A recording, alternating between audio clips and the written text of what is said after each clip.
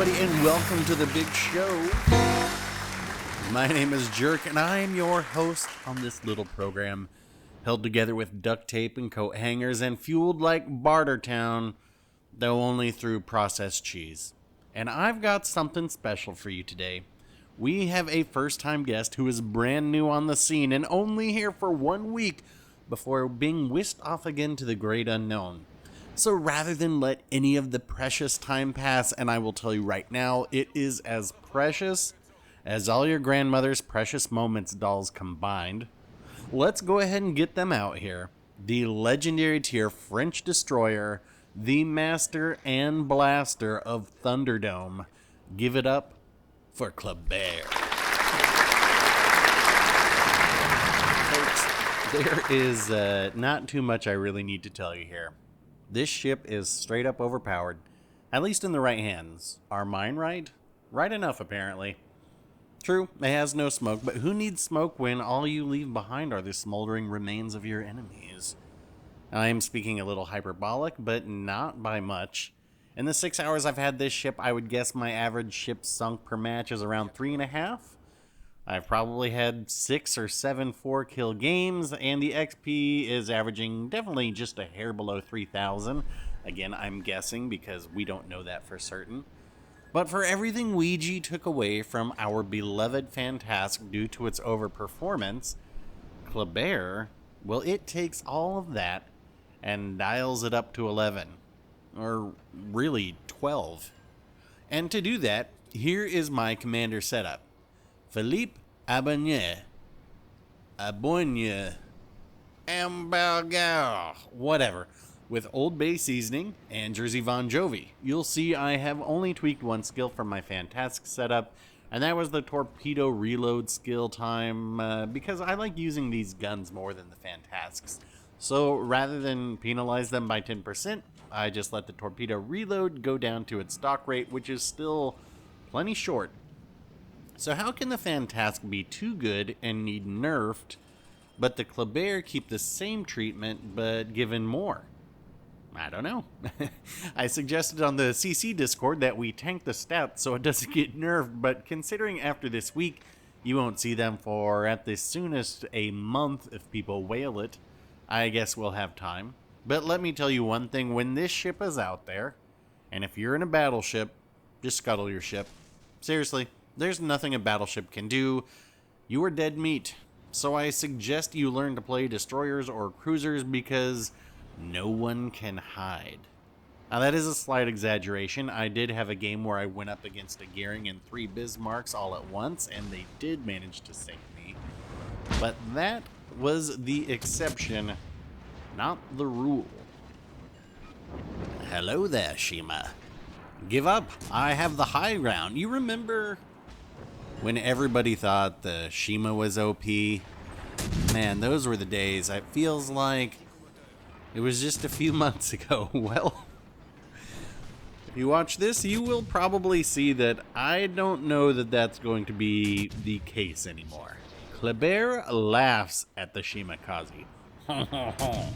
Now, I do get my engine knocked here for a minute and we get our first kill, so while we wait for my engine to reset, maybe I'll just show you some highlights from the match right before this one, which was another near Kraken game.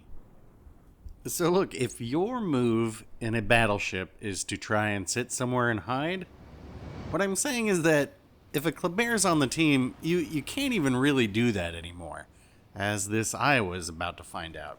The guns can't turn fast enough. I'm just too fast, the torpedoes hit too hard. And this looks a lot like old Fantasque gameplay. And we did it here, and now we're going to do it again back in the other game. So, there's a Bismarck, and you can see I've got 6 torpedoes on each side. Now, I don't think these first ones hit if I remember correctly, but I end up holding on to a set because it becomes apparent, yeah, I don't need to use all of them.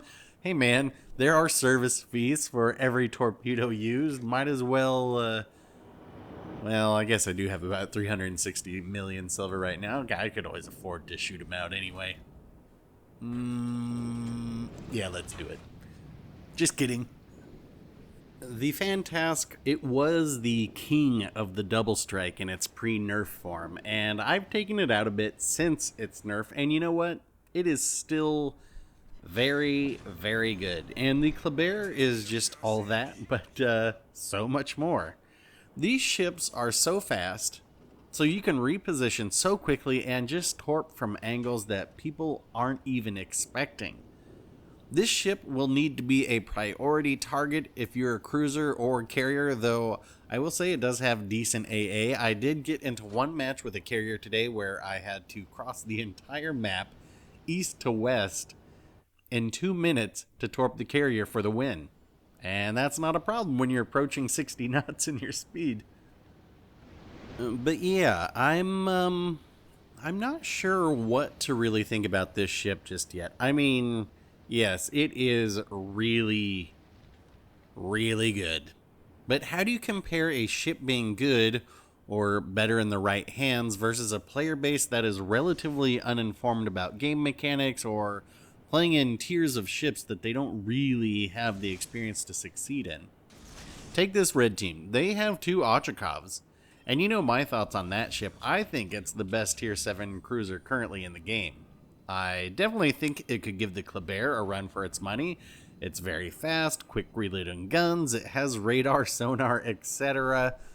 But if they're more interested in sailing around the south of the map rather than taking out the biggest threat, the boat, not me, how do you quantify that in statistics? I guess I just don't know.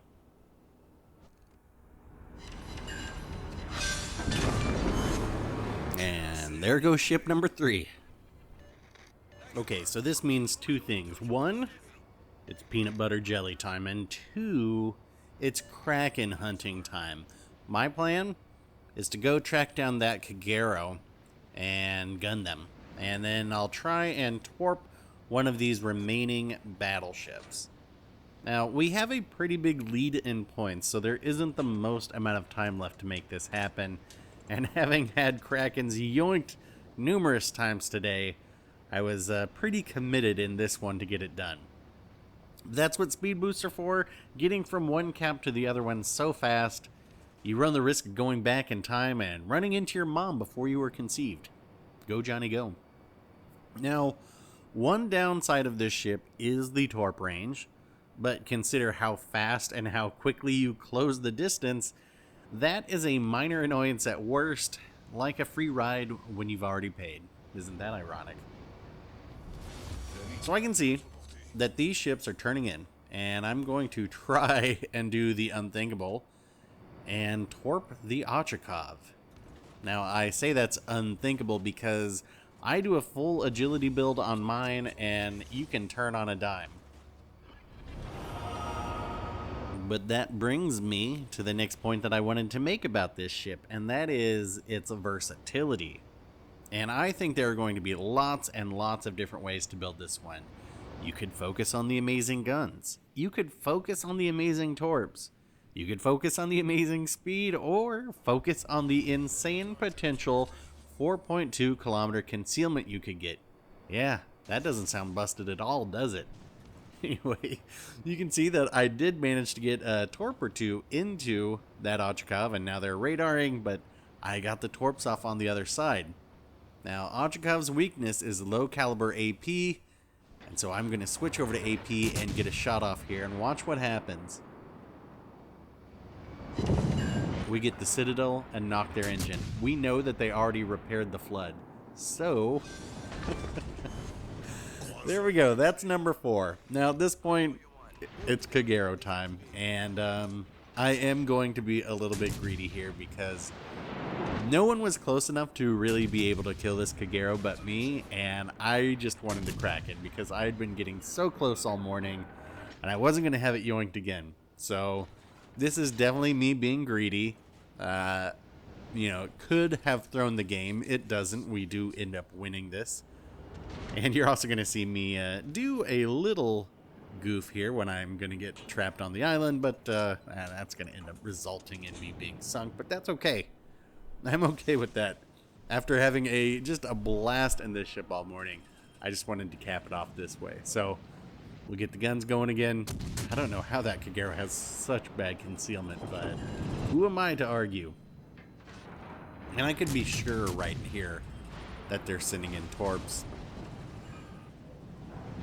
I don't know what I was thinking. Well, I know what I was thinking. I was thinking that I had an angle to turn out, and I actually do not have the angle to turn out. I was also trying to get the double strike on that battleship, but alright. Should be fine. We'll get it right here. Kraken 238, but we also run into that wall, and that's gonna do it for us there. But Kraken 238 in the Kléber. Alrighty, let's see this scoreboard. 3,850 XP for a very good game. If I'd gotten that double strike, then it would have gotten us into the great tier. But I will bet you I break 4,000 XP this week at least once. Anyway, GG blue team, but let's not kid ourselves. I'm almost 2,000 XP above second place. And as for the red, nice work by their Kagero. The rest of you all, well, we'll just dust this one under the carpet. And that's going to wrap it up for this one. If you can see the writing on the wall and have already switched your bureau over to this ship, hit like. If you're still going for the Yamato, hit dislike. Questions, comments, build suggestions, leave them down below. And if you want to see me cover the Makarov or Sauce Boss Wooster, hit subscribe because those should be on their way soon. Thanks for watching, folks. I'll get back out there for another one soon, and we'll talk then.